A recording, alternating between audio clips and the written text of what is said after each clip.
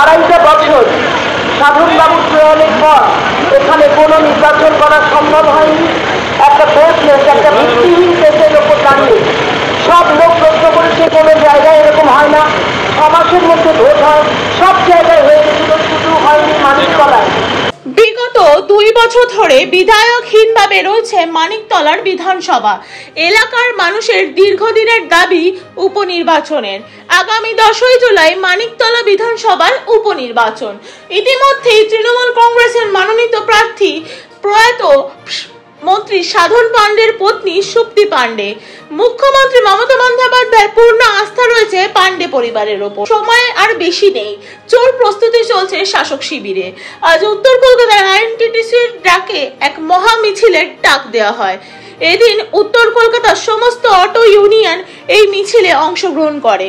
নতুন রুট বাঙ্গুর ফুলবাগান অটো ইউনিয়নের বিভিন্ন অটো চালকরা অটো নিয়ে এই দিনের মিছিলে অংশগ্রহণ করে। উত্তর কলকাতার আইএনটিটিসির সভাপতি স্বপন সমাদ্দারের নেতৃত্বে কয়েকশো অটো মিছিলের অংশগ্রহণ করে। এদিন সকাল বেঙ্গল কেমিক্যালের বাস ডিপো থেকে মিছিল শুরু হয়ে মানিকতলার বিভিন্ন এলাকা ঘুরে নির্বাচনী প্রচার চালায়।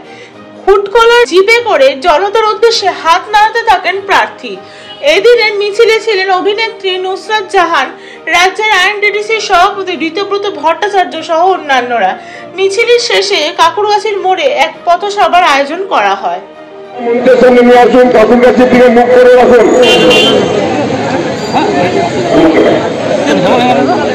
এটা আমাদের দায়িত্ব। উত্তর কলকাতার মধ্যে মানিকতলা বিধানসভা কেন্দ্র, এই মানিকতলা বিধানসভা কেন্দ্রের উপনির্বাচনে আমাদের প্রার্থী মমতা বন্দ্যোপাধ্যায় মনোনীত প্রার্থী, সাধন পাণ্ডের সহধর্মিনী বিশিষ্ট সমাজসেবিকা সুপ্তি পাণ্ডের সমর্থনে আজকে আমরা উত্তর কলকাতা জেলা এনটিটিসি মানিকতলা বিভিন্ন পথ পরিক্রমা করলাম।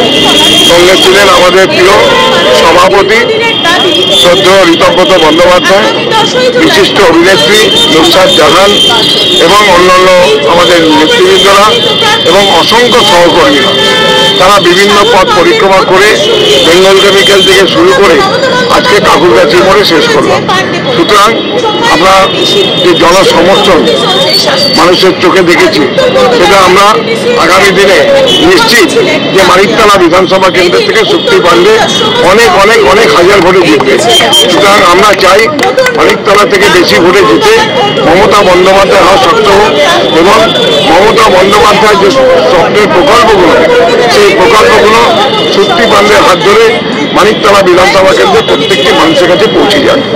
আমরা যারা শ্রমিক আন্দোলন করি, শ্রমিকের স্বার্থে কথা বলি, বিজেপি নামক দলটা শ্রমিক বিরোধী, তাই সেই শ্রমিক বিরোধী বলেই আমরা তার বিরুদ্ধে আমরা শ্রমিক ভাইরা একজোট হয়েছি। সুপ্তি পাণ্ডেকে 3 নম্বর বোতাম টিপে অনেক ভোটে নির্বাচিত করুক, এই আবেদন রেখেই নিবেদন রেখেই আজকে আমাদের এই পথ পরিক্রমা। মানুষ প্রথমত যেভাবে মাননীয় মুখ্যমন্ত্রী আমাদের দিদিকে ভালোবাসে এবং দিদি যেভাবে বাংলার মানুষকে আগিয়ে রেখেছে এবং যেভাবে বাংলার মানুষ পরিষেবা অর্জন করছে, তৃণমূল কংগ্রেস যেভাবে পাশে থেকেছে, তো সেই হিসেবে তো রেসপন্স ইজ টেরিফিক, খুব ভালো রেসপন্স। এবং তাছাড়া শক্তি আন্টি আমার ভীষণ স্নেহ করে এবং শক্তি আন্টি আজকে ক্যান্ডিডেট হয়েছে, প্রার্থী হয়েছে, তার সমর্থন এসেছিল, ভালো লাগছে। It's very nice. মানুষজন এই গোটা পরিবারটাকে চেনে এবং সাধন আঙ্কেল এত বছর ধরে এখানে কাজ করেছেন, খুব ভালোভাবে কাজ করেছেন। তো মানুষের তার প্রতিও একটা ইমোশন রয়েছে। তো সব কিছু মিলিয়ে বলবো একদম আজকে একটু অন্যরকম, যেহেতু আজকে আমাদের অটো ইউনিয়নের সমস্ত ভাইরা এসেছিলেন আর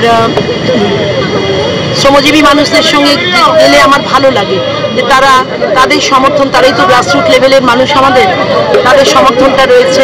আবশ্যিকভাবে স্বপনের সুন্দর নেতৃত্বে এই জিনিস সম্ভব হয়েছে।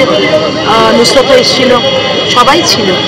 আর দুপাশে তো জনসমর্থন তো আমাদের বলার নয়, সবসময় থাকে, কিন্তু এই ওদের সঙ্গে পথ চললাম, এটা ভালো লাগলো। এটাও মনে হচ্ছিল যে আজকে রুজিটা ওদের নষ্ট হলো আমার জন্য, এটাও মনে হচ্ছিল।